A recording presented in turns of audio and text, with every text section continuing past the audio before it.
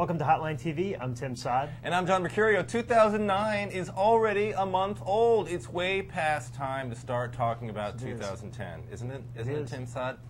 All right, there's recent news from two House seats that may paint a picture of the 2010 House cycle, or they may not. All right, but House Race Hotline's Tim Saad covers these races better than anybody else in America. Anybody. That's my personal opinion. Tell us about these two races we're talking about, and we can go into a little more detail after you give us a broad overview. Go. Sure. New York 20 special election. Fill Kirsten Gillibrand's seat. Getting jilly with it. They're getting jilly with it. They are in Saratoga Springs. So, so that's the first seat we're going to talk about. The second seat we're going to talk about is Florida 12. Adam Putnam decided this weekend that he was going to run for Florida Ag Commissioner. Interesting. It's a very interesting move, but he's going to move into that race. He's going to vacate his seat in Polk County, which is in the Gulf side of sort of middle Florida. Okay. Did you pronounce his name Putnam? Putnam? Putnam. Yeah. Putnam. Did I pronounce no, it I Putnam? thought you're the insider. You know everything about these guys. I thought maybe it was... I may have said that. So I say mayonnaise too, so everyone makes fun of that. But. All right, let's go through the New York race first because it's a special election. It'll take place, obviously, before the Putnam stuff will really start to develop. Who are the candidates in the race? What are we talking about here? What are the dynamics? Yep. Well, last week, before Gillibrand even was sworn into the Senate, Republicans had already picked their nominee, Jim Tedesco. He is the Assembly Minority Leader. Name ID is there. Half of his district is in the congressional district, so he's well known throughout a lot of it, and you know he's a big personality, so so he's known on TV. He has big name ID. Democrats, and the reason I bring this terrible towel. Please show us your terrible towel. The reason I bring it is not because the Super Steelers did it for a sixth time last night, which is awesome. But Democrats had promised. Football? Is that a football reference? That is a football reference. I'm sorry. In case that went over. Yeah, some people, you know, we've got a lot of viewers out there who may not have been familiar with the football tradition. But Democrats had promised by kickoff to have their nominee, and they did. They got it under the wire. He's not very well known. He's a venture capitalist. He is actually from Missouri. He worked for Mel Carnahan when he was governor and another Democratic governor. And he moved to New York about 3 years ago. His wife is from the district. His name is Scott Murphy. He's a venture capitalist. So, let me guess. Cash. That's I'm sure the big reason why he was picked. There we go. So Democrats have argued that, or some say that, you know, the committee, DCCC, is about $13 million in debt. It's good to have somebody that can put their own money in the race. Right.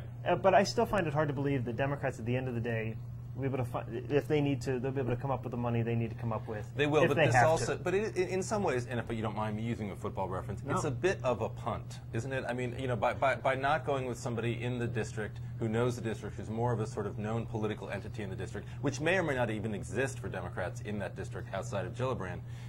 They're going with somebody who they're basically saying, you finance the race, you go for it, and if we lose, then, you know, no skin off our back. Well, I think they're another football reference. Sort of.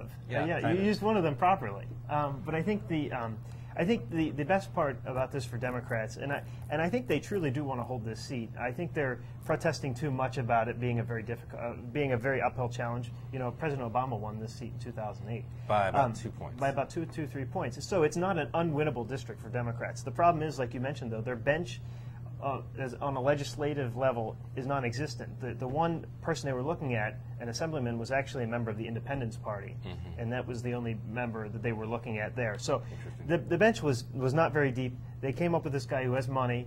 He's already raised $200,000 on Act Blue, so he's got some money coming in. He's promised to put in some of his own money. You know, Democrats certainly have a shot. Republicans, if you had to put a thumb on the scale, you'd give that to Republicans right now. But right. All right, let's go on to Florida. Adam Putnam. That's right.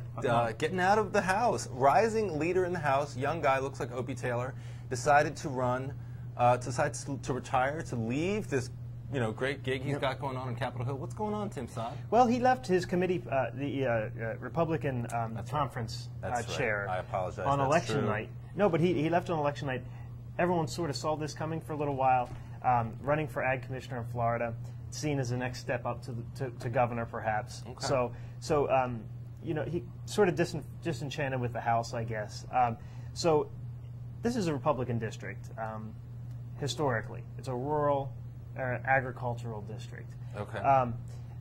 President Obama though got 47%, which is several points higher than any Democrats have done recently. I don't know if we can say that this district is trending Democratic, but if it holds on to this sort of pattern, if 2008 pattern translates into 2010, this won't be a special election, it'll be 2010. Republicans will be in for some trouble. However, this district looks almost exactly like the one where Congressman Weldon in Florida retired. Okay. It's the 15th district. He retired in 2008. And Republicans nominated a state senator, Bill Posey, who's now a congressman, won that race easily. Democrats couldn't even come up with a candidate. I think if Democrats can find a candidate who fits the district well, Rick Dantzler, who is a 1998 nominee for lieutenant governor, is possibly running, former state senator. If he runs, this could be a race.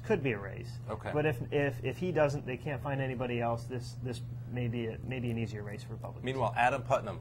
What the heck? I got to say, I'm making the prediction here. Adam Putnam runs for president in 2020 as a Republican, obviously, at which point he will be the second-term governor of Florida and 45 years old. He will be 45. That's all the time we have for today. Until tomorrow, I am John Mercurio. And I'm Tim Saad. Thanks for watching Hotline TV.